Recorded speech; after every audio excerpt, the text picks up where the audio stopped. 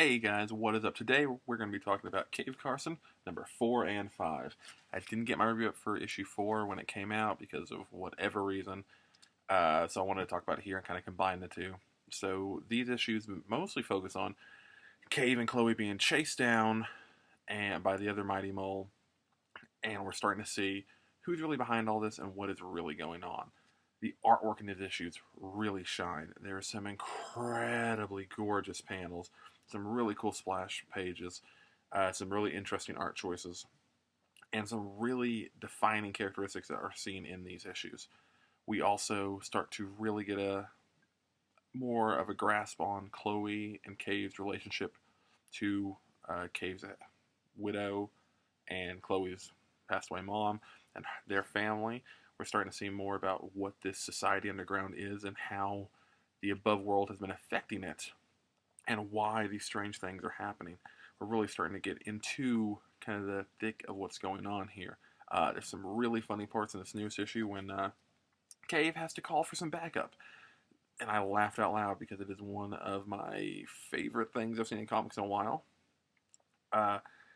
There's some really horrific, like not horrific as in like, but like horror movie elements in these the creatures and subdwellers that they're fighting, and of course in, I don't want to spoil it, but in who looks like might be in charge of this whole venture and behind all the chaos.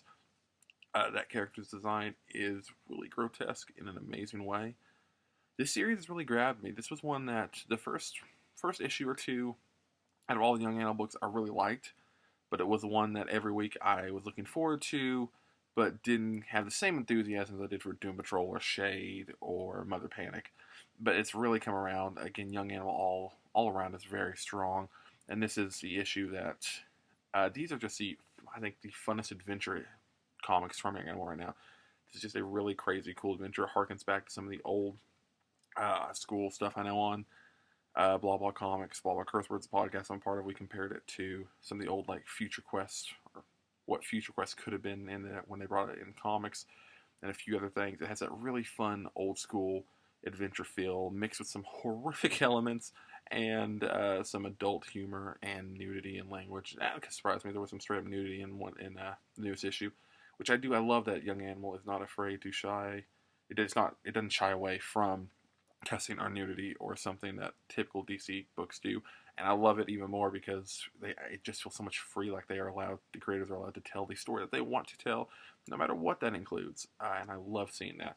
So yeah, issue 4 and 5. If you haven't already, go pick them up. The series continues to get better and better, and yeah, tell me what you guys are thinking of Cave Carson. Tell me where you think it's going, because it does seem like this is a book that might actually connect with the grander DC universe first, well, besides Mother Panic, as far as it's bringing in and talking more about characters from that world. So I'm curious to see how that plays out. I'm curious to see where they go in general. Curiouser and curiouser. So yeah, let me know what you guys think. Leave a comment, like, subscribe, all of that stuff, and I'll see you guys in another review or video. Thank you for watching.